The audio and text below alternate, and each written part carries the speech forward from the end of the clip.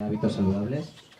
Desde el Ayuntamiento de Onda estamos trabajando, nos gustaría mejorar la salud de nuestros vecinos y empezamos el año pasado con la primera sesión de Onda Talks, que después de la pandemia creo que hizo una muy buena labor para intentar mejorar la salud mental de nuestros vecinos. Este año, debido al éxito del año pasado, pues fuimos un poco más allá y con colaboración de las tres áreas del Ayuntamiento, pues volvimos a hacer una edición más de Onda Talks. Trajimos a Emilio Duró y a Víctor Coopers el día 15.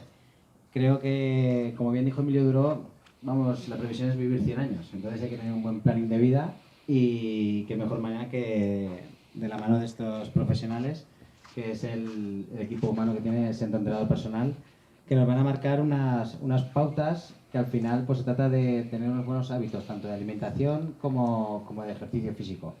No como muchos hacemos, y me incluyo, que cuando llega a cierta época del año pues todos nos queremos poner a dieta para estar mejor.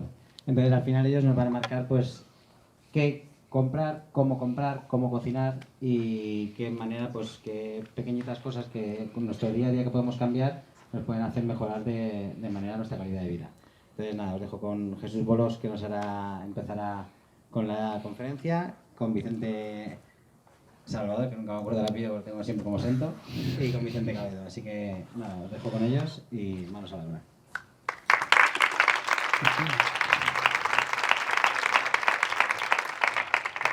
Bueno, bona vesprada a tots. El meu nom és Jesús. Os voy a hablar en castellano por si alguien no entiende el valenciano, ¿vale? Y en primer lugar, yo empecé en el mundo de la psicología, pero me faltaba algo. Es decir, cuando empecé a estudiar dije, bueno, es que como que habían ciertas partes de esa parte de la psicología que decía, no, a mí esto no me convence. Y la nutrición es algo que siempre me había llamado la atención y decidí empezar a profundizar un poco en el tema. Soy graduado en la universidad... estoy un poco nervioso. En la Universidad Europea Miguel de Cervantes y más que nada, cuando empezamos a diseñar la portada, queríamos que fuera algo ya visual. ¿Qué es para nosotros los hábitos de vida saludable? Es decir, ¿qué piensa la gente que es una dieta? La gente piensa que venir a nuestro centro es, yo voy, este tío me habla, me hace una entrevista inicial, me da un papel y yo hago la dieta. Y estáis totalmente equivocados. ¿Qué es lo que creemos que hace que una buena planificación alimentaria sea eficiente? Por un lado, podéis ver todos los elementos relacionados con el deporte. Podemos ver perfectamente cómo están relacionados alimentos saludables. Tenemos aquí un despertador porque es de vital importancia el descansar correctamente. Vemos aquí un vaso de agua porque es muy necesario tener una buena hidratación. Y a fin de cuentas, al final lo que tenemos que conseguir es pues, un equilibrio entre todo esto. ¿Qué quiere decir esto?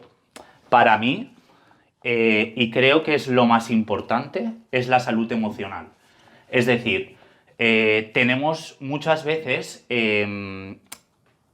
gestionamos las emociones de manera incorrecta y nuestro estímulo para salir de esas emociones es la comida. Utilizamos la comida porque es algo que es de fácil, es decir, lo podemos obtener fácilmente, pero en el momento en que lo hacemos y hemos acabado, nos genera totalmente un sentimiento contradictorio. Es decir, he discutido con alguien y lo primero que digo es me voy a ver, me voy a atiborrar y me quiero olvidar de todo porque tengo un problema mío. Y luego la sensación que eso me genera es totalmente diferente. Porque cuando he acabado pienso, ¿y yo para qué me habré comido esto si realmente yo no tenía hambre? O sea, ¿qué necesidad tengo de comerme esto si realmente a mí no me apetece? Entonces, todo esto es lo que hoy os voy a venir a hablar un poquito, ¿vale? A ver si lo hago bien, que ya veo que no. Vale. Como veis bien aquí, bueno, todo esto es lo que vamos a tratar hoy en esta charla. Os voy a decir qué es un dietista nutricionista y qué funciones tiene. Vamos a hablar de lo que es una dieta, de las dietas de cajón, del comedor emocional y del plato de Harvard. Esta parte será la mía. Vicente presentará qué es la fuerza, el estilo de vida de nuestra sociedad, qué es la sarcopenia, qué relación tiene la artrosis con la masa muscular, qué vital o qué importancia tiene la fuerza para perder grasa. Y la parte de aquí, que es qué es tu entrenador personal, pues nos hará un breve relato de cómo se ha ido adaptando el centro a las necesidades y a cómo se ha desarrollado la nutrición en todo este tiempo. Os quiero hacer hincapié en que la nutrición es una ciencia muy nueva y que está completamente en cambio. Por ejemplo, cuando yo estudiaba, el huevo era malísimo, es decir, las personas que tenían colesterol era malísimo y todavía hoy se sigue pensando lo mismo. Y es totalmente incierto. Se ha visto que todo el colesterol del huevo no es absorbido, es decir, que podéis comer huevo todos los días si queréis, un huevo al día que no pasaría absolutamente nada. ¿Veis? Ahora. ¿Qué es un dietista nutricionista? Pues un dietista nutricionista es un profesional de la salud, un profesional con titulación universitaria. Y somos expertos en alimentación, nutrición y dietética para intervenir en una persona o en un grupo de personas. Nosotros enseñamos, investigamos, valoramos, guiamos y aconsejamos a las personas, ¿vale? No solo nuestro principal servicio o el que más demanda la gente es quiero perder peso, pero nosotros vamos mucho más allá. Es decir, también llevamos implícita una educación alimentaria. Yo en mis consultas, y os voy a poner muchos ejemplos de las consultas, lo que intento es que mi paciente no necesite más un dietista. Es decir, que con lo que yo le he enseñado, esa persona tenga los recursos necesarios para afrontarse en un futuro al estar solo. Es decir, cuando vienen a mi consulta, esa es la parte fácil. La parte difícil es cuando no vienen. Entonces ahí es cuando, si tú has enseñado correctamente a tu paciente, ese paciente será un éxito y no tendrá que buscar otro nutricionista. Como veis, está el dietista investigador, que es el dietista que está integrado en un grupo multidisciplinar y cuyo principal objetivo pues, es la investigación, ¿vale? Tenemos el dietista docente, que puede trabajar pues, en un centro público o en un centro privado y evidentemente pues, lo que va a hacer es enseñar ideas de nutrición, de educación alimentaria. Tenemos al dietista de la restauración colectiva, que es el que participa en la gestión y en la organización y vela por la calidad y salubridad de los alimentos durante todo el proceso de producción. Tenemos el dietista comunitario o de la salud pública, que previene y promociona el uso de la salud, ¿vale? Y siempre va dirigido a la población en general.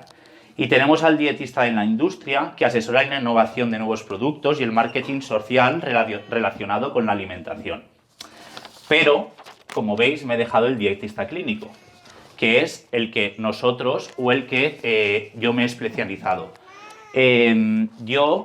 O como todos sabéis, al igual que un médico cuando acaba la carrera se especializa, pues médico familiar, otros es un ginecólogo, pues yo me especialicé en dietista clínico, tengo un máster en nutrición deportiva y soy experto en intolerancias y alergias alimentarias. Entonces yo abarco sobre todo esas tres modalidades. Si me tuviera que decantar por una o cuál es mi favorita, os diría que soy un apasionado de la nutrición deportiva. Poco a poco me he ido metiendo en ese mundo y actualmente estoy trabajando con futbolistas de primera división, tanto masculinos como femeninos. Llevo a corredores y a bastantes ciclistas también. Entonces, bueno, pero también es verdad que en la nutrición clínica también pues, me gusta bastante, ¿vale?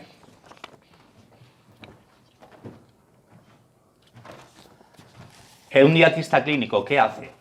Pues un dietista clínico, como veis en la transparencia, puede actuar en personas sanas o en personas enfermas. Las personas enfermas siempre bajo un diagnóstico de un médico. Nosotros no estamos capacitados para diagnosticar. Nosotros estamos encargados de hacer el tratamiento de esa enfermedad, el tratamiento dietético, ¿vale? Cuando una persona viene a la consulta, ¿qué tenemos en cuenta? Tenemos en cuenta sus necesidades fisiológicas o en el caso de que existan sus necesidades patológicas. Tenemos en cuenta sus preferencias personales. Es decir, si a mí una persona viene a la consulta y me dice yo no estoy acostumbrado a comer esto, yo evidentemente no le voy a poner ese alimento. Es decir, si hay algo que no me gusta, ¿por qué debo de comerlo? Además, yo me pregunto, esta persona de aquí 6 meses, de aquí 1 año, de aquí 2, cuando no venga a mi consulta, si él tiene una preferencia personal y yo se la quiero cambiar, ¿él va a mantener esa preferencia? Evidentemente no. Entonces, nosotros nos acoplamos mucho a sus preferencias personales. Otra muy importante, sus preferencias socioeconómicas, es decir, y más en los tiempos que corren. Actualmente está el precio elevadísimo de muchos productos de la alimentación. Entonces nosotros, dentro de las posibilidades de cada paciente, intentamos pues un poco acoplarnos a esas necesidades. Evidentemente la cultura. La cultura está súper relacionada con nuestro estilo de alimentación. ¿Cómo celebramos las cosas? Menchan y bebén. Entonces es algo que cuanto antes aceptemos, es que es así, es que no podemos hacer nada más. Es decir, la gente cuando viene una celebración, por ejemplo, unas navidades. Yo estoy harto de que vengan a mi consulta, es que vienen las navidades, tengo cena con las del Zumba, tengo cena con no sé quién. Luego, claro, viene la Nochebuena. Entonces yo siempre les hago la misma reflexión. Estamos anteponiendo lo que es el reunirnos con gente, el realmente qué función tienen las navidades. Para mí, que llevo una vida de trabajo, para mí lo más importante es estar en una mesa con toda mi familia.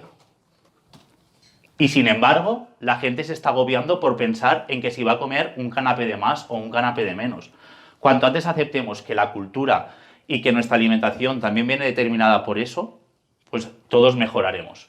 Y evidentemente, pues cuestiones religiosas. Sabemos que hay ciertas religiones que no permiten comer cierto tipo de alimentos.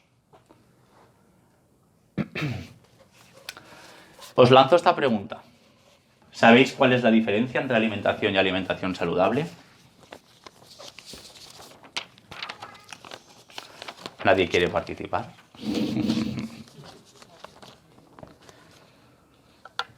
Pensarlo un poquito. ¿Qué es alimentarnos?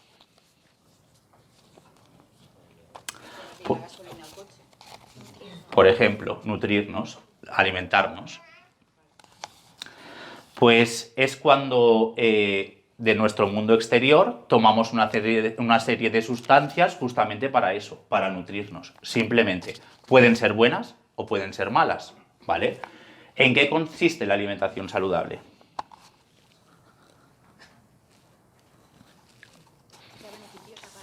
Exacto. Elegimos alimentos que sean beneficiosos para la salud. Pero ojo, para mí, en una alimentación saludable, también es muy importante llevarse bien con alimentos que no son saludables. ¿Vale? Entonces, ¿qué siempre intento yo inculcar a los pacientes? Existen una serie de alimentos que son de consumo ocasional y existen una serie de alimentos que debemos de incorporar a nuestra rutina. Entonces, es tan importante el comer bien como en que a veces podamos comer mal sin sentirnos culpables, porque realmente esa serie de alimentos están para de manera puntual disfrutarlos.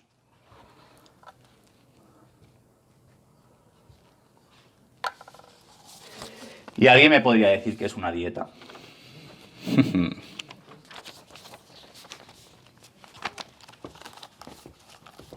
¿A qué asociáis la palabra dieta?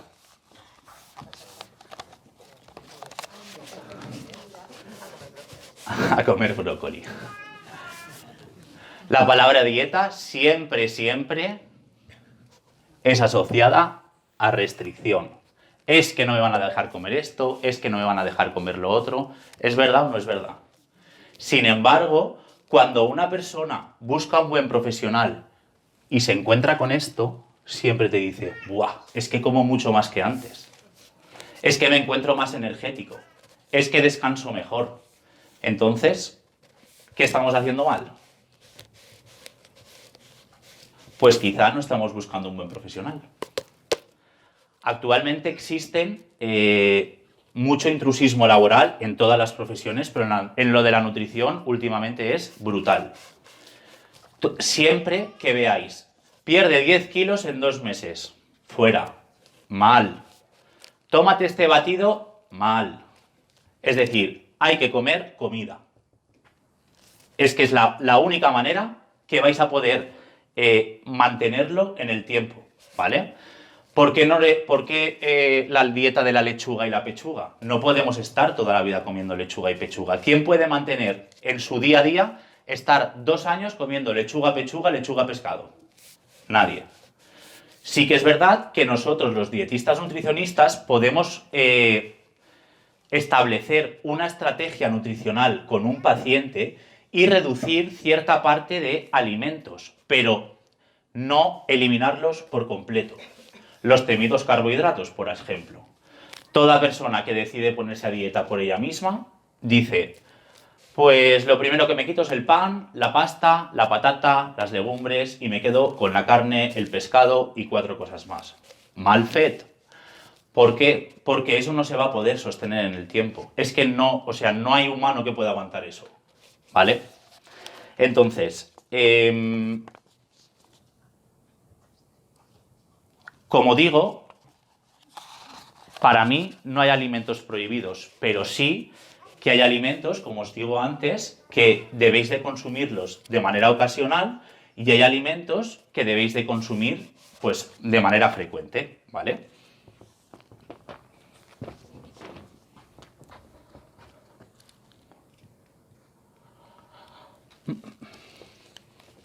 Os lanzo otra pregunta. ¿Podrían compartir el mismo plan de alimentación estas 2 personas?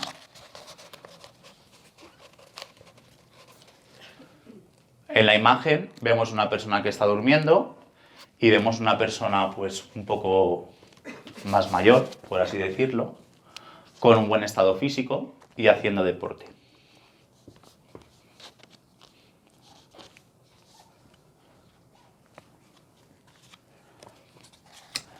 Pues quizá sí o quizá no. Todo depende del contexto y de la individualización. El primer sesgo que os he podido presentar es que esa persona está tirada en el sofá, sin hacer nada. Pero ¿quién dice que no viene a hacer una maratón y está muy cansado?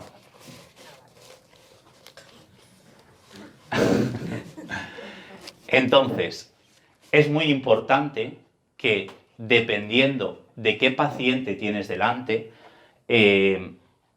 la dieta vaya enfocada hacia un sitio o hacia otro. Y me explico. Un mito alimentario. La fruta engorda. Jesús, me has puesto una pieza de fruta. ¿Qué pieza de fruta puedo comer?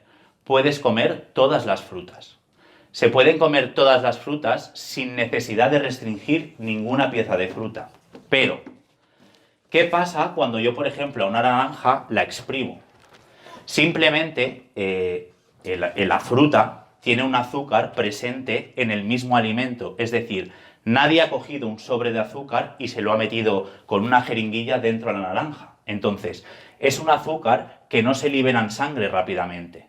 ¿Entendéis? Entonces, es un azúcar que está presente en el alimento y, por tanto, va a costar de pasar al torrente sanguíneo. Pero, ¿qué pasa cuando yo cojo una naranja y la exprimo? Estoy liberando ese azúcar. Entonces, ese azúcar sí que pasa a el corriente sanguíneo, o sea, directo. Es como si yo sí que le hubiera añadido terrones de azúcar al zumo de naranja. Y entonces, ¿es malo el zumo de naranja? Pues depende del contexto y de la individualización. ¿Y qué quiero decir con esto? Pues que si yo me levanto y mi intención es ir a Montí a correr 15 kilómetros, pues seguramente ese zumo de naranja me resulte beneficioso. Porque ese azúcar que yo necesito para correr en ese momento, a mí me va a hacer que tenga más energía a la hora de estar corriendo. ¿Entendéis? Entonces, dependiendo un poco del movimiento de esa persona, será un buen aliado el zumo de naranja o no. Voy más allá. Por ejemplo, yo a los futbolistas profesionales que llevo, en un partido, pues que sea muy importante, pues quizás se toman un vaso de leche con colacao. Y no Colacao cero, es decir, Colacao. Aparte de sus tostadas de pan, aparte de su proteína y aparte de su grasa saludable. Entonces, con ello quiero decir que cada persona es un mundo y que todas las dietas no valen para todo el mundo. ¿Qué delgada te has quedado? Si es que he ido a un chico, lo hace muy bien, pásame la dieta. Es que esa dieta no es tu dieta. Esa dieta es la dieta de esa persona. Yo cada vez que hago una dieta, para mí es como una creación artística mía. Es decir, qué bien me ha quedado esto y qué a gusto va a comer esta persona. Entonces, a lo mejor la paciente X tiene brócoli en su dieta y a la paciente que le pasa la dieta, el brócoli no le gusta. Entonces, seguramente esa persona estará comiendo el brócoli con la nariz tapada porque hace un olor que no me gusta y ahí está tragando brócoli. Cuando me remito a lo que os he dicho antes, seguramente esa persona a los 3 meses dejará de comer el brócoli. ¿Entendéis? Entonces, no todas las dietas sirven para todo el mundo.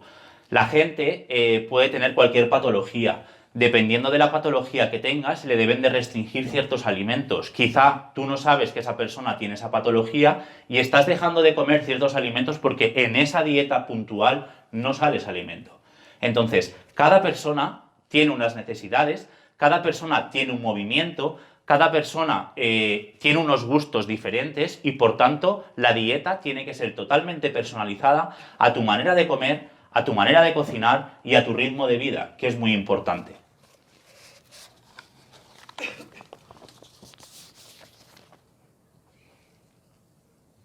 A ver si lo hago bien, Vicente. No lo hago bien. ¿Ves? ¿Por qué no va esto?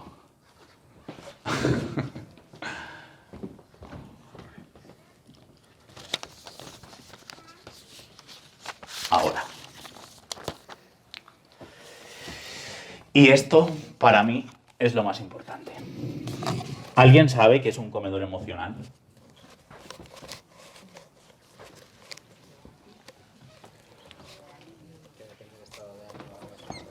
Exacto. Un comedor emocional es aquel que todos sus problemas o toda su mala canalización de las emociones lo asume con su dieta.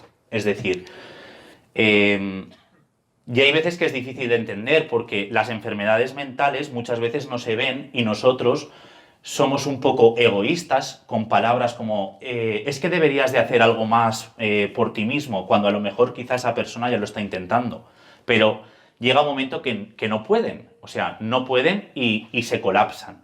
Entonces sufren atracones de comida que encima son conscientes porque hay veces que hasta se esconden para que nadie más los vea o esperan a comer esos alimentos para que nadie más los vea. Entonces ahí ya tenemos un problema. Y esto hoy en día está a la orden del día, pero a la orden del día. Y aquí os quiero exponer un caso que tuve en consulta. Hace tiempo recibí una llamada telefónica en la que era un chico que me pedía una consulta de nutrición porque tenía un conocido que había venido a mí y había visto mucho cambio. Yo le di la cita y vino. Recuerdo que era el primer paciente de la mañana y yo estaba preparando el despacho y salí del despacho, yo estaba en un centro deportivo, no de Onda, de otra localidad, y me metí en una sala donde había una nevera a coger unas botellas de agua. Y yo ya oía a la chica que estaba afuera, porque había una chica en el mostrador, que le estaba diciendo, bueno, sí, espérate un momentito, que ahora saldrá Jesús, siéntate. Y el chico, no, tranquila, me quedo aquí de pie. Y ella, sí, siéntate. Digo, no, que yo me espero aquí. Nada, yo cogí la botella de agua y tal. Disculpar que voy a beber agua. Es que tengo la boca muy seca.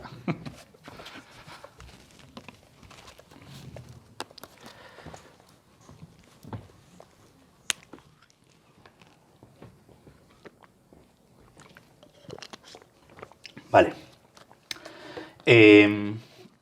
Cuando salí, vi una persona joven, llena de tatuajes en los brazos. Os tengo que decir que yo cuando hablé por teléfono, una persona muy, muy educada. Y cuando miré a la sala, porque había gente entrenando, yo vi que la gente lo miraba. Y la compañera insistía en que se sentara en la silla. ¿Por qué creéis que no se sentaba en la silla? Porque no cabía.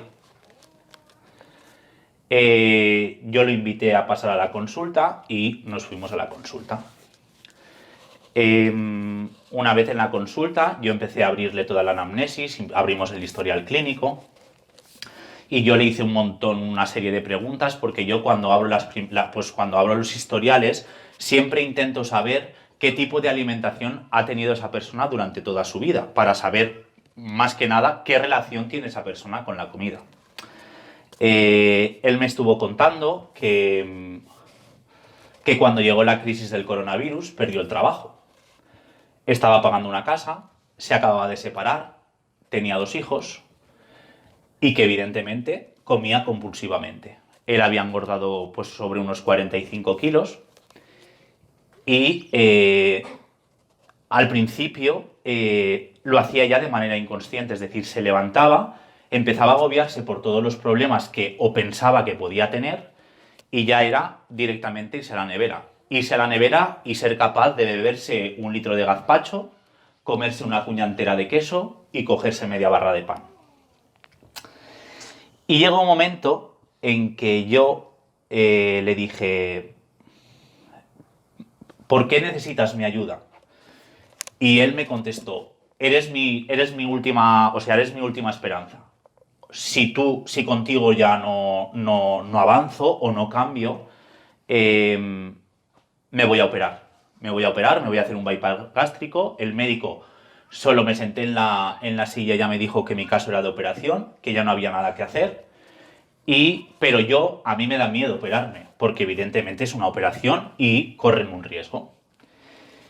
Y yo le dije, ¿y por qué quieres perder peso, aparte de todo esto? Y entonces él me miró a los ojos y se le pusieron llorosos y me dijo, Jesús, yo cuando acabo de hacer mis necesidades no me puedo limpiar. Yo cuando estoy jugando con mis hijos no me puedo agachar a coger a mi hijo.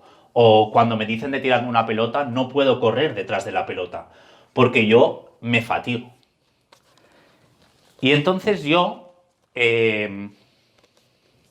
directamente me comparé con él, porque él, cuando entró al gimnasio, había sido juzgado por sus tatuajes, todos los brazos, y evidentemente por su volumen de peso. Yo también llevo tatuajes, escondidos, pero los llevo. Y no creo que por llevar tatuajes sea mejor o peor profesional.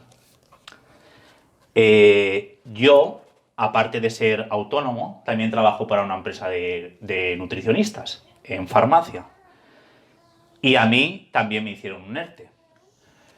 ¿Qué os quiero decir con esto? Que él gestionó sus emociones o su situación personal de una manera diferente a la mía. Quizá porque mi entorno no era el mismo entorno que él. ¿Y qué mensaje también os quiero transmitir con esto? Que nunca juzguemos a las personas por su tamaño, es decir, por su condición física.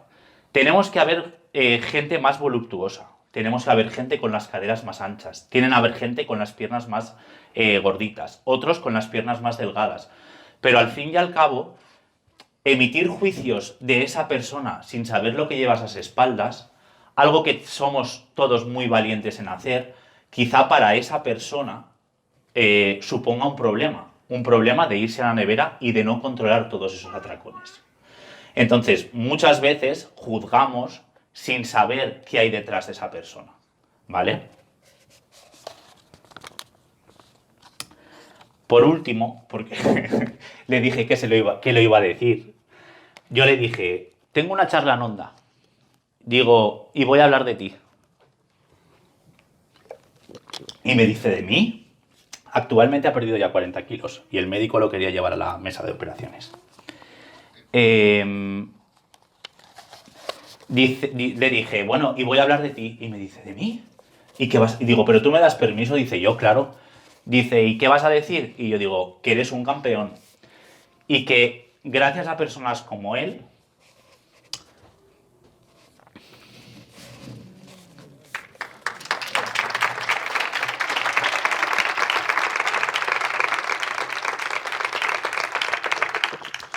a mí me han hecho crecer profesional y personalmente.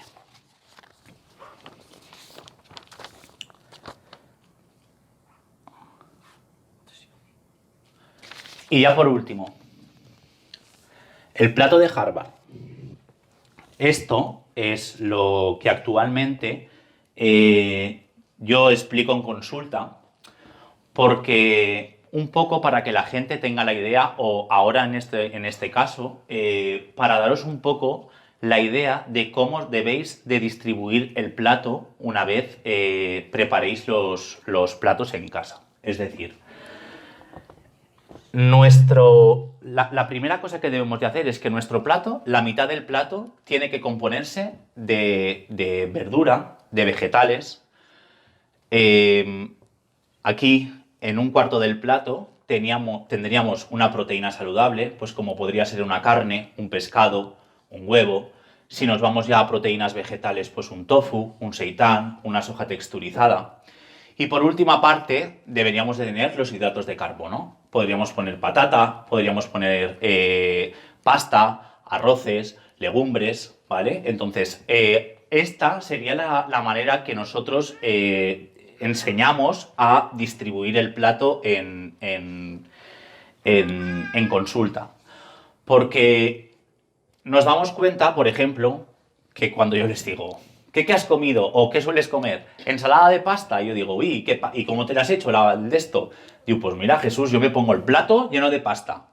Luego le pongo pechuga de pavo, queso fresco, atún, huevo duro, no sé cuántos. Digo, eso no es un plato de pasta, perdona. ¿Dónde está la verdura? Si es una ensalada de pasta, nuestra base tiene que ser la ensalada. Es decir, la lechuga, el tomate, el pepino, la cebolla. Luego le añadiremos un par de proteínas, o sea, un par de proteínas saludables, como puede ser pues un queso feta y un huevo cocido, y luego ya añadiremos la pasta.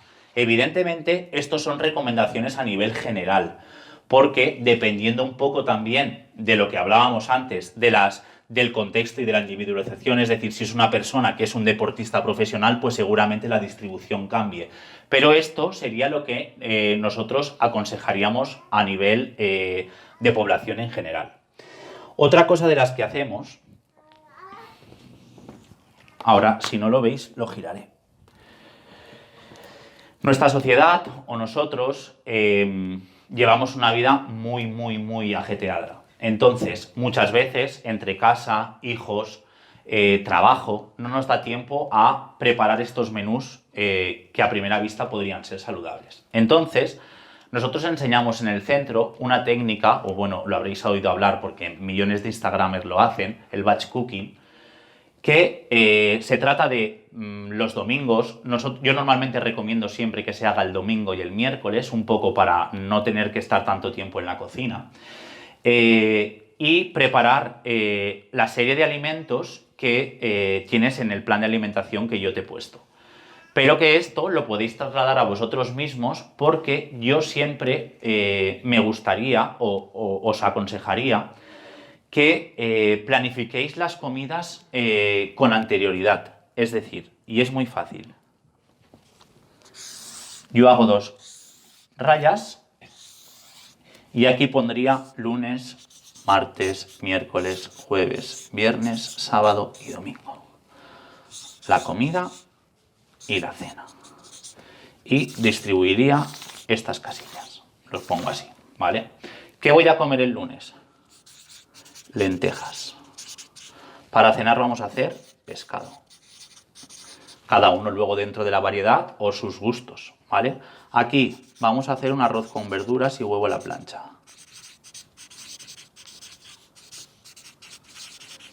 Y por la noche vamos a hacer carne más verduras. Aquí el miércoles, ¿qué voy a comer? Pues voy a hacerme pollo al horno con verduras y patata. Etcétera, etcétera, etcétera. ¿Qué conseguimos teniendo esto? Sobre todo, una lista de la compra saludable. Sabemos que en el momento que tengamos hambre, nuestra despensa va a estar llena de alimentos saludables. Y en el caso de que estemos intentando cuidar la alimentación, no vayamos a tirar mano de aquellos alimentos que deberíamos de estar controlando, ¿vale? Entonces, Jesús me ha puesto esto, entonces, ¿cómo adelanto yo? Sé siempre que tengo una base con verduras. Pues voy a hacer una sartén el domingo en la que haga un salteado de verduras. Ese salteado lo pongo en el tupper, porque yo voy a planificar de lunes a miércoles, y esas verduras duran entre 3 y 4 días de refrigeración. Entonces yo ya sé que tengo una base de esas verduras. La carne, lo mismo. Yo puedo hacer perfectamente el pollo al horno el domingo y el martes las patatas, el pollo y las verduras estar perfectas. Entonces, ya tendríamos esta parte toda planificada y el miércoles deberíamos de buscar un hueco para planificar jueves y viernes. Simplemente porque luego llega el fin de semana y aquí ya tenemos mucho más tiempo para preparar o para elaborar los platos del fin de semana. ¿Vale?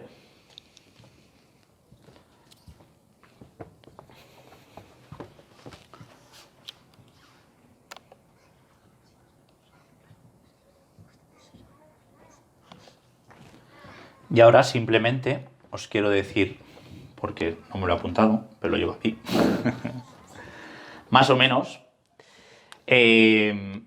por ejemplo, el arroz cocido y la pasta cocida son dos de los alimentos que pueden aguantar entre 1 y 2 días en refrigeración, es decir, en la nevera. Yo lo que siempre les digo, para no apelmazar la pasta, para que no se quede pegada, simplemente cuando la cocinéis le echáis un chorrito de aceite de oliva, con las manos removéis y la pasta queda totalmente suelta, ¿vale? Huevo cocinado también.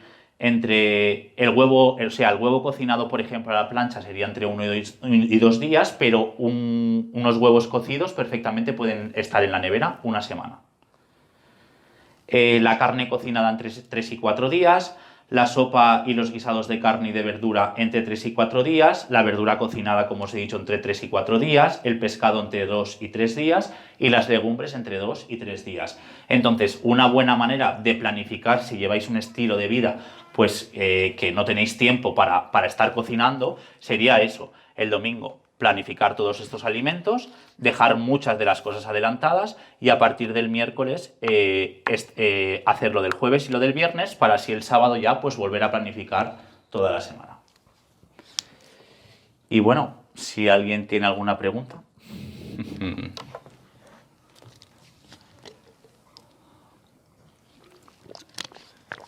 Pues nada, agradeceros a todos vuestra asistencia.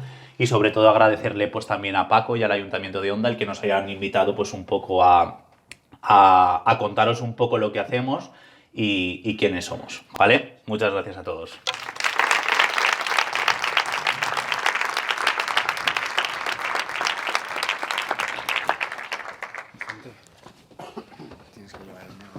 Ay, sí, espérate, que te tienes que poner esto.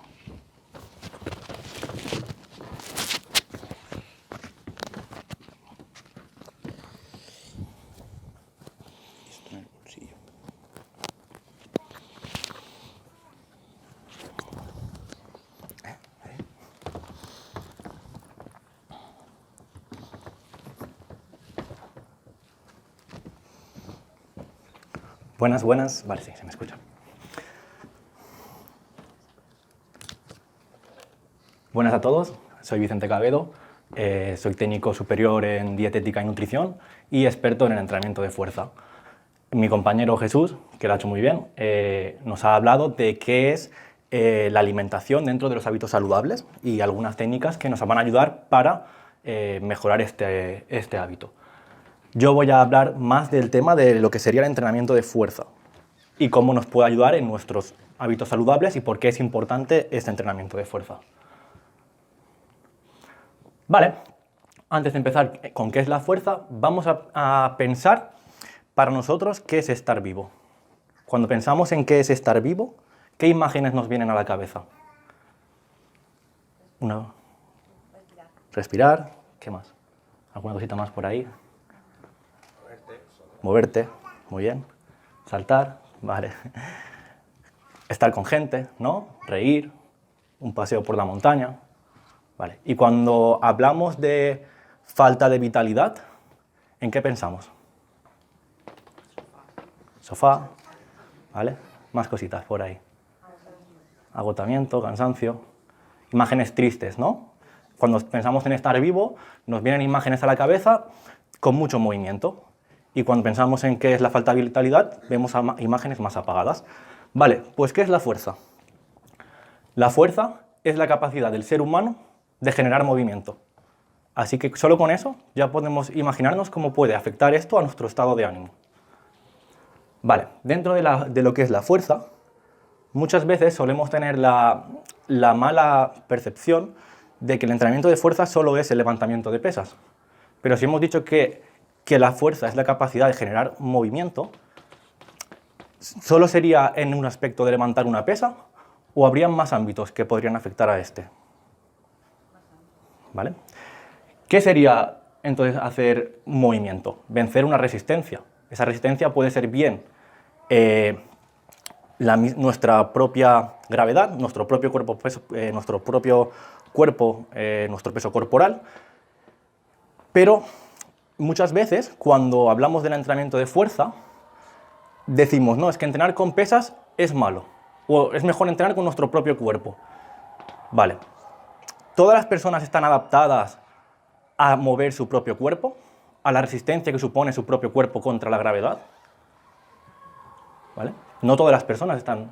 Vale. Porque una persona que esté capacitada para mover una carga de 60 kilos en una sentadilla, lo está haciendo mal. No tiene por qué estar haciéndolo mal. Lo importante va a ser que esa persona tenga la capacidad de una forma, con un buen control motor, de poder generar una fuerza dentro de sus posibilidades de mover esa carga. Y eso sería el entrenamiento de fuerza. Vale. Otra cosa, en la sociedad en la que vivimos, ¿creéis que somos una sociedad de movimiento, de generar fuerza? ¿Qué sociedad seríamos? Somos sedentarios, ¿verdad? Ok, a ver si me pasa. Ok, pues estamos viviendo en una sociedad sedentaria. ¿Y qué es ser sedentario? La ausencia de movimiento en nuestro día a día. En nuestro estilo de vida nos hemos ido haciendo sedentarios. ¿Por qué se ha producido este estilo de vida? Eso se ha producido por nuestro buscar un bienestar en nuestro día a día, una comodidad. Pero esto al mismo tiempo se ha venido en nuestra contra y ahora no sabemos cómo gestionarlo. Vale.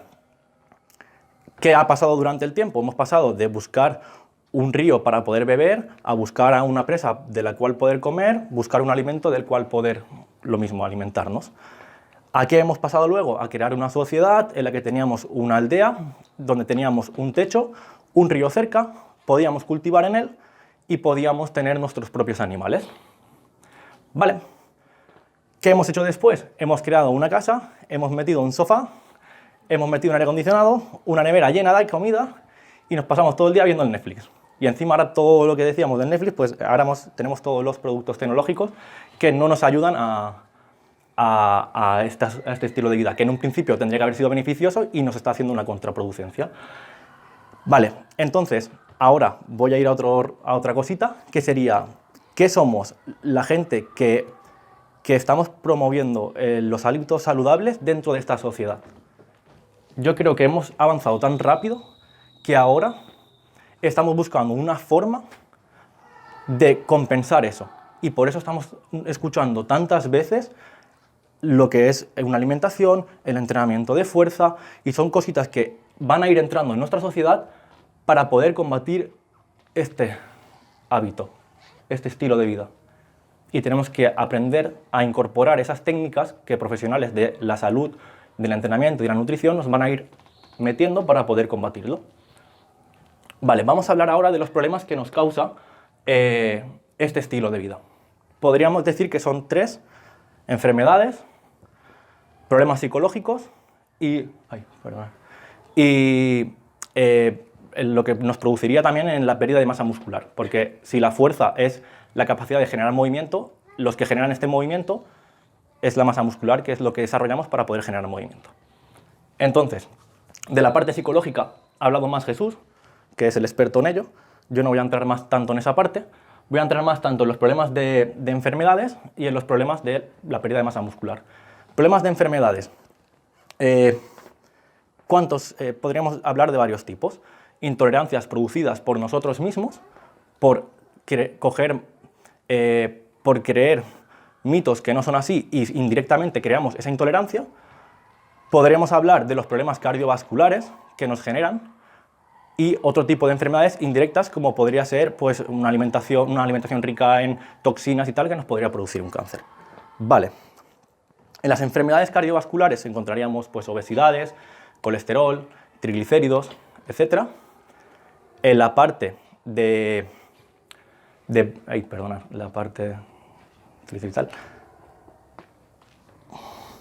Perdona, me queda en blanco el momento. Tenemos las intolerancias, ¿vale? Imaginar que durante nuestra vida, vamos a un sitio con una persona y digo, uff, estoy hinchado del estómago, yo creo que algo no me sienta bien. Y tu amigo que es intolerante al gluten te dice, tú el problema que tienes es que estás comiendo gluten, yo me lo he quitado y a mí me va de lujo. ¿Y tú qué haces? Pues si a tú le va de lujo y le ha dicho que va bien y tal, y encima ha perdido peso, pues yo me quito también el gluten. Yo hago la dieta sin gluten. ¿Qué problema hay con esto? Que mi organismo, cuando comemos gluten, produce unas enzimas digestivas que ayudan a cortar esas cadenas de alimentos para poder desglosar ese almidón y poder ingerirlo dentro de mi corriente sanguínea. Si yo le quito esta capacidad a mi cuerpo, cuando a los 2 meses vea que mi problema no era el gluten y quiera volver a incorporar el gluten, me diré a mí mismo que el problema era el gluten, cuando ahora sí que tengo una intolerancia y antes no la tenía. Por eso es importante que cuando creamos que tenemos algún tipo de patología, acudamos siempre a un profesional, a un nutricionista, y si ese nutricionista cree conveniente mandarte a un médico, te mandará a un médico para que le haga esa revisión, como ha dicho Jesús antes, y luego te lo pasarán otra vez a ti para incorporar esa dieta.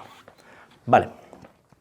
Y luego los otros, como las toxinas y tal, pues por malos hábitos de cocción, alimentos contaminados y tal, podríamos producirnos ciertos tipos de cánceres, luego también algunos tipos de alergias que podríamos tener y tal, ¿vale?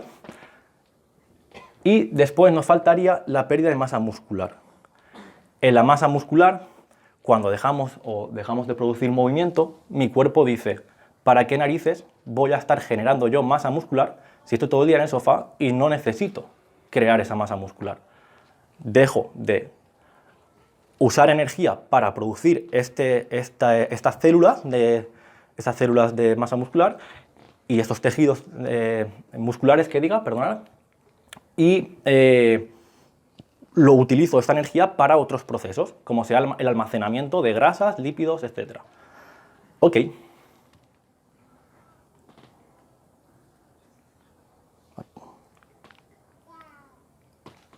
Vale. La sarcopenia. La sarcopenia sería la enfermedad de la pérdida de masa muscular en un periodo de tiempo muy corto, en una forma muy avanzada. Es uno de los problemas que nos encontramos con el sedentarismo. Un momentito.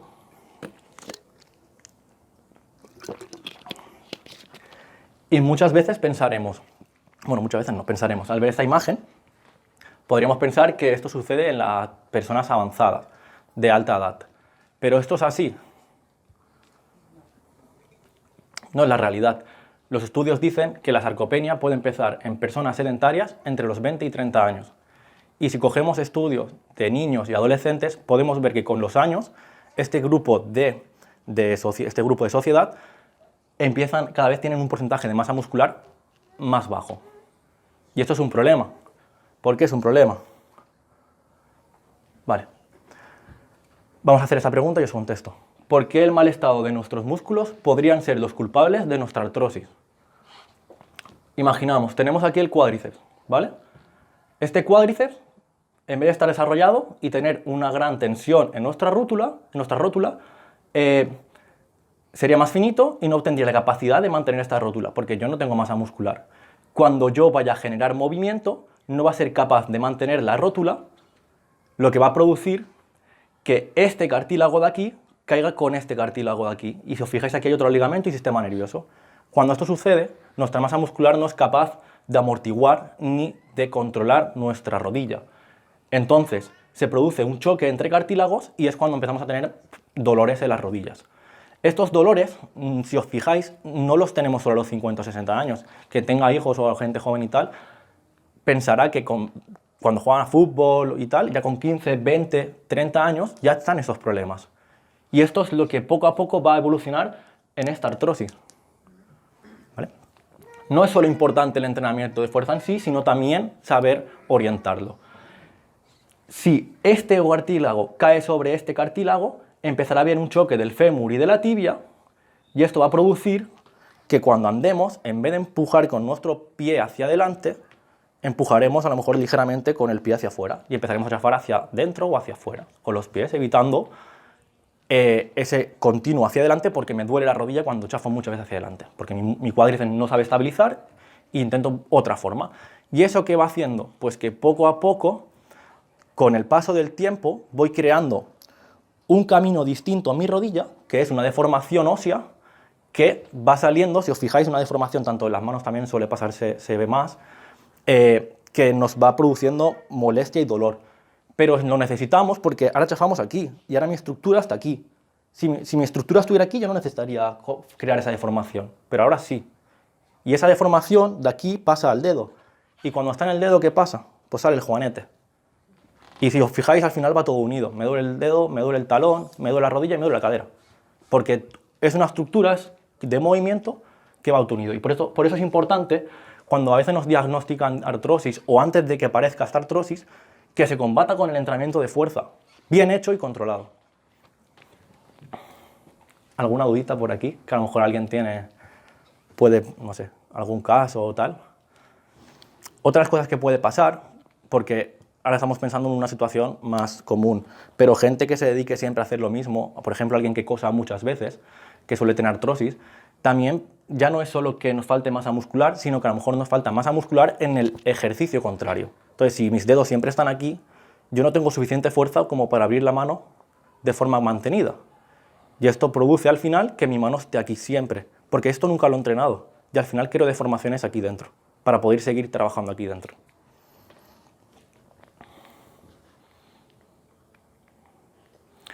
Vale, vamos a unir un poquito todo. Vamos a hablar ahora de lo que es el entrenamiento de fuerza y la pérdida de grasa. Vamos a juntar tanto la alimentación cuando quiero perder ese porcentaje graso y a juntar el entrenamiento fuerza dentro de este para ayudarle. Ok, disminuye la ralentización metabólica. ¿Sabéis qué es la ralentización metabólica? ¿Podéis hacer una idea? La ralentización metabólica sería que cuando yo disminuyo mis calorías para perder peso, mi cuerpo empieza a usar menos energía, porque ve que no tiene tanta energía para hacer sus procesos del día a día. Entonces, ¿qué hace? Pues disminuyo mi actividad de mí mismo, hago menos movimientos, estoy más cansado, me muevo menos, intento evitar gastar energía. Si yo entreno fuerza, durante este proceso lo que voy a hacer es, si antes consumía 2000 calorías, es decir, si yo usaba 1800 calorías, lo voy a aumentar a lo mejor hasta 2500. Y al aumentar las 2500 voy, primero de todo, a aumentar el gasto calórico, ¿vale? Que esto es muy importante.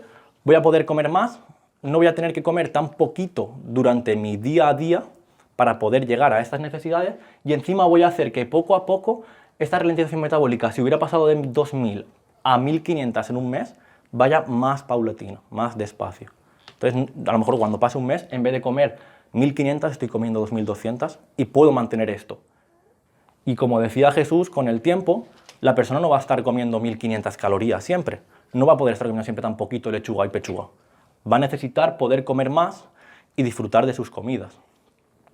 Vale, hemos hablado del aumento del gasto calórico y por qué era importante.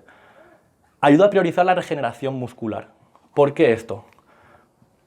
Si yo entreno fuerza, le estoy diciendo a mi cuerpo, cuando esté en un déficit calórico, que mantenga esa masa muscular y que pierda ¿el qué? Las grasas. Eso es. ¿Qué no necesito en mi cuerpo? ¿Qué necesito para moverme? La masa muscular, ¿vale? Ok. Y luego el mejor aliado para la pérdida de lípidos o de grasas sería el entrenamiento de fuerza. Y aquí sí que voy a diferenciar en dos entrenamientos. El entrenamiento, ¿cuál creéis que va a ser mejor? ¿El entrenamiento de cardio o el entrenamiento de pesas? Depende. Te voy a explicar lo que dice un poquito la ciencia, ¿vale? Durante el entrenamiento de cardio, en ese momento sí que pierdo más grasa. En ese momento sí que tengo una oxidación mayor porque consigo mantener un entrenamiento de cardio aeróbico, consigo mantener mis pulsaciones y hago una pérdida de esa oxidación de la vida de los lípidos. Pero el entrenamiento de fuerza, lo que conseguimos con él es el efecto EPOC, que una vez que yo después de esto haya entrenado, voy a conseguir una oxigenación dentro de mis músculos que hay que cubrir. Mis músculos van a empezar a decir, méteme glucosa ya porque necesito recuperarme. Y eso va a producir que empiece a usar mucha energía durante 24 o 48 horas. Y por eso es más importante el entrenamiento de fuerza para perder grasa que el ejercicio aeróbico. ¿Qué sería lo ideal? Mezclar los dos, si podemos, ¿vale? Si podemos mezclar los dos, pues mezclamos los dos. ¿Que no tenemos esa posibilidad? Pues haremos un paseíto cortito de 15-20 minutos por otras importancias que tiene nuestra salud y nos centraremos en el entrenamiento de fuerza. Ese es mi consejo. Ok. Luego por aquí os dejo más beneficios del entrenamiento de fuerza, ¿vale? Estos son para mí de los más importantes, os los voy a explicar por encima y si queréis que entremos en alguno más profundo, sin problema podemos entrar. Fortalece los huesos. ¿Por qué es esto? Por lo que decíamos de la regeneración, de que el cuerpo sabe lo que necesitamos y si él ve que yo ando, que yo salto y tal, lo que va a buscar es que este hueso se puede romper. ¿Qué tengo que hacer? Si yo le doy una dosis correcta, mi cuerpo va a decir, recupera este hueso. Vamos a hacerlo más fuerte para que pueda saltar más y pueda mantenerme más. ¿Vale? Siempre de forma controlada y bien estipulada en el entrenamiento. Protege nuestros huesos y articulaciones. Lo que decíamos de la artrosis. Si yo consigo regenerar más tejidos musculares o hacerlos más fuertes, voy a tener mejor amortiguación y control en mis movimientos, por lo que mis huesos no se van a ver tan afectados. Y mis articulaciones, al ser más fuertes, tampoco van a sufrir tanto. Porque acordaros que las articulaciones están compuestas por tejidos musculares. Vale. Prevención de lesiones. Lo que decíamos, si mi rodilla está más estable, es más difícil que se lesione. Si está más fuerte, es más difícil que se lesione. Y si encima en el entrenamiento de fuerza, dentro de él, yo hago sentadillas y tal, lo que estoy consiguiendo también es enseñar a mi cerebro cómo tiene que apoyar el pie para cuando yo haga esa sentadilla, sepa mantenerme. Mejora del tránsito intestinal. Cuando entrenamos, hacemos también unas presiones en nuestra musculatura del abdomen, que es el core, que esta musculatura se encarga muchas veces de ayudar al intestino a evacuar pues, las heces y tal. Además, ya no solo en el entrenamiento, en el día al día, al hacer esa musculatura más fuerte, tiene esa capacidad de empuje que nos va a ayudar a que no tengamos esas... ya, no me saldrá. Esas... estreñimientos, ¿vale? Nos va a ayudar a empujar mejor, pues no tendremos estreñimiento. Incremento del gasto calórico. ¿Este por qué era? ¿Alguien sabe decírmelo? Te lo hemos dicho.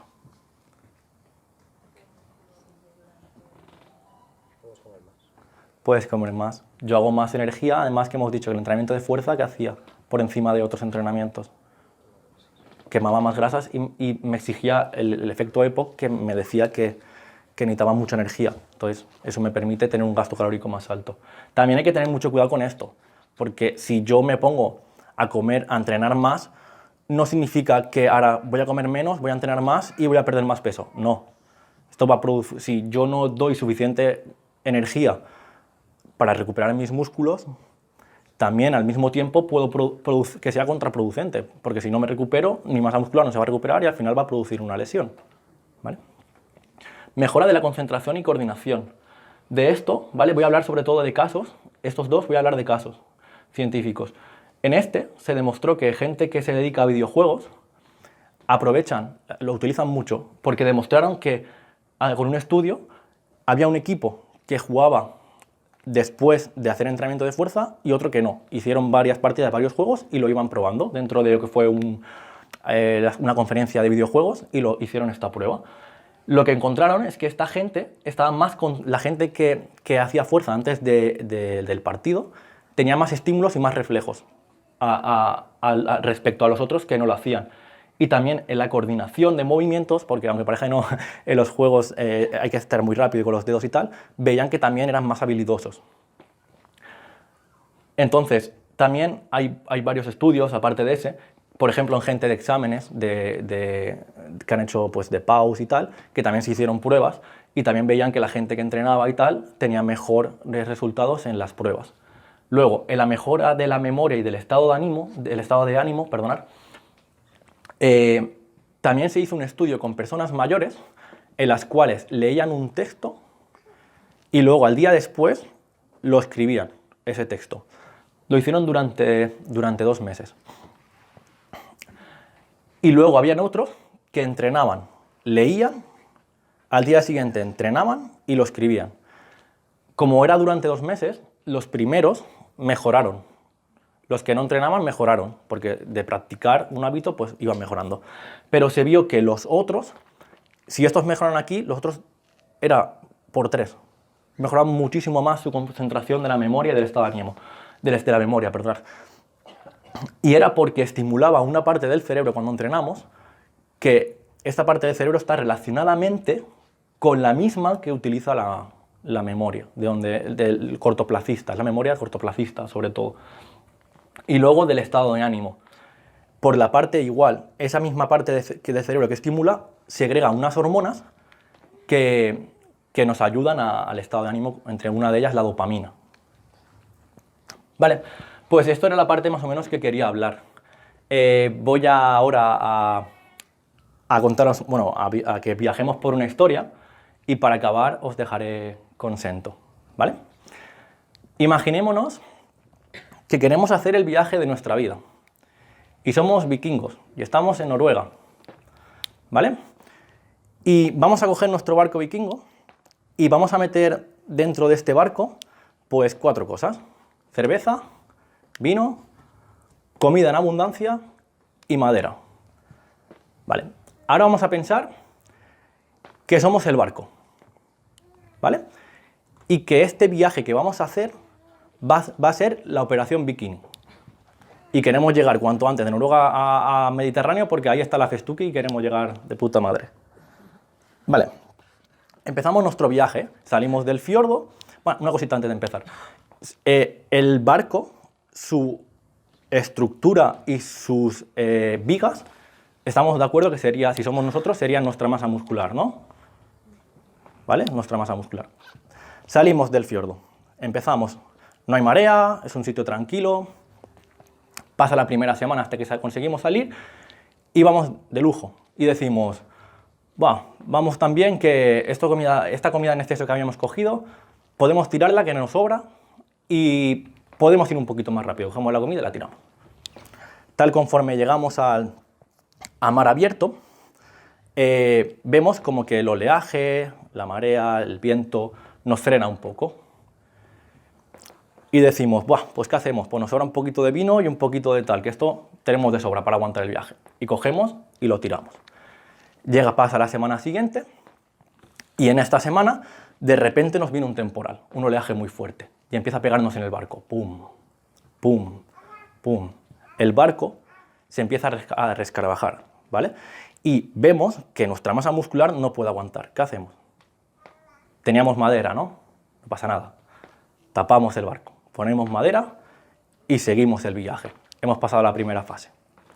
La ansiedad, el estrés, esas cositas, acordaros que estamos hablando de la operación Bikini.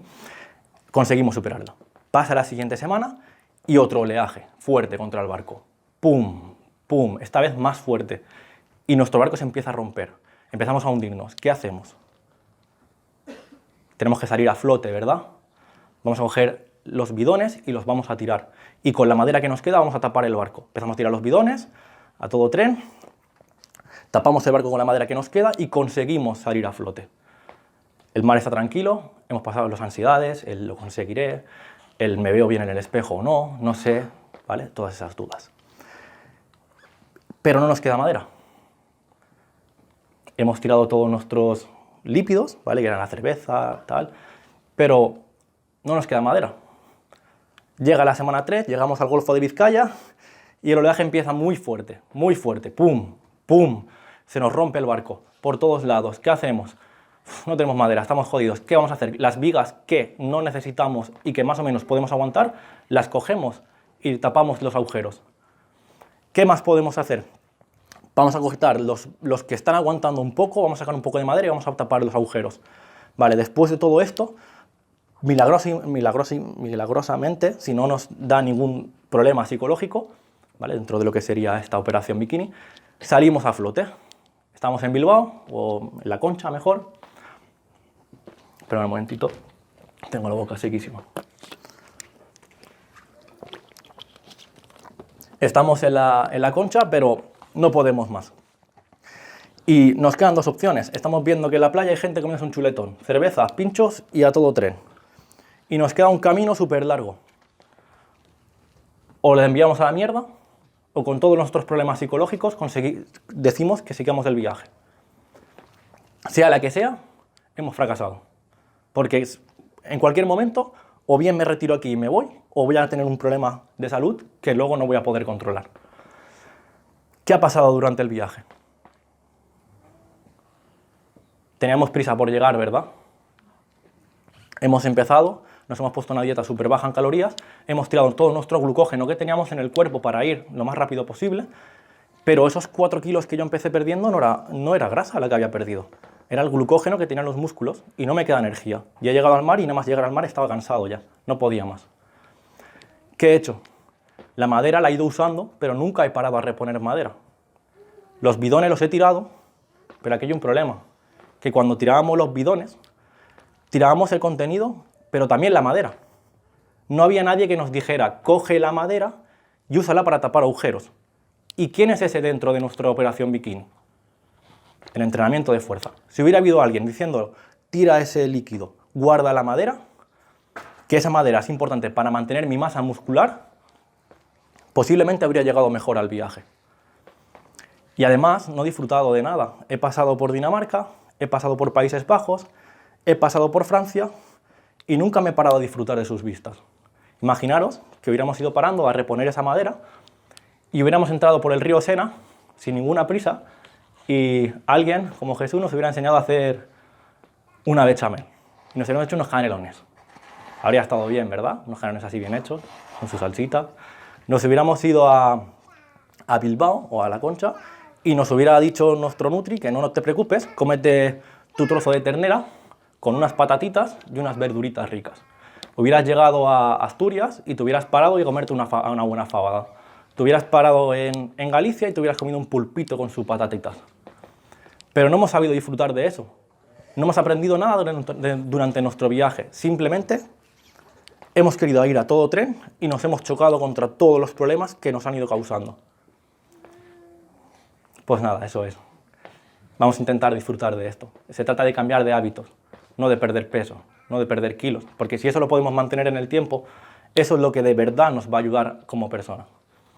Y nada, sin más, os paso con Sento. Él os va a contar...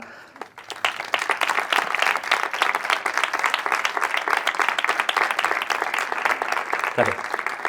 Nada, él os va a contar la historia de cómo empezó Sento, cómo ha ido evolucionando y cómo como profesionales hemos intentado siempre dar lo mejor de nosotros. ¿Vale? Sin más, gracias. Así.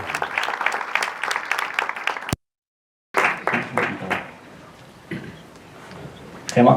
Sí, sí. Te he quitado eso sin querer, ¿pasa algo? Lo he vuelto a poner.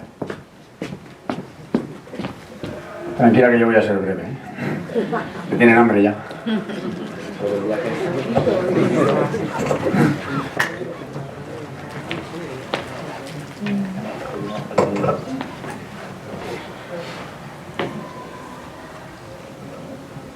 ¿Lo dejamos?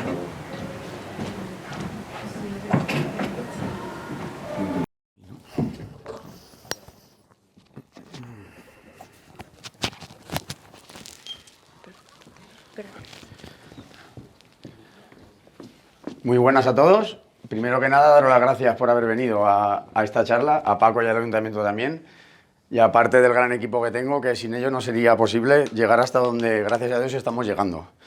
Nada, voy a contar un poco la historia desde que empezó Sento, también decir, la palabra error va a ser una palabra que va a estar mucho en el ratito que voy a estar hablando yo, porque de errores dicen que se aprende, ¿no? Pues error a error, la empresa ha ido evolucionando desde que empezó, que os iré contando hasta donde hemos llegado el día de hoy. La empresa empezó llamándose NutriSport, no sé si alguien de aquí la habrá llegado a conocer, y tenía una página web donde vendía suplementación deportiva. Y estaba muy enfocado a lo que era el típica persona que va al gimnasio, quiere ponerse fuerte, quiere perder kilos, lo que estábamos diciendo antes, pues yo empecé de esa manera. Yo siempre soy sincero y lo digo, empecé desde ahí. Entonces, ¿qué pasó? Que yo poco a poco empecé a detectar cuántos de aquí habéis ido al gimnasio, habéis llegado, habéis mirado, uy, la bicicleta, a ver, ¿me miran o no me miran? Voy a entrar, entro, me subo, pongo, miro un poco, voy allí, toco una pesa, toco la otra y me voy. He estado 10 minutos, no he hecho nada. ¿Por qué? Porque no han tenido la atención que deberían de tener a la hora de estar en un centro deportivo y que vayan y que te ayuden. Entonces yo empecé a ver que había un nicho de mercado donde la gente necesitaba ayuda. La gente iba a los sitios a entrenar y no sabía realmente lo que tenía que hacer. Y es donde vienen los problemas cuando te dicen que te apuntas al gimnasio y te lesionas el gimnasio. O que en los niños, por ejemplo, que es malo hacer pesas porque te lesionas o porque no creces, ¿no? Lo típico que dicen, ¿por qué no creces? Falso también, mentira. Entonces yo ya pues empecé poco a poco a especializarme tanto en nutrición como en entrenamiento, hasta que llegó el día que empecé con grupales de 5 o 6 personas y me di cuenta y dije, no, aquí hay que trabajar con la diferenciación. ¿Cuál era la diferenciación? La que a día de hoy estamos haciendo.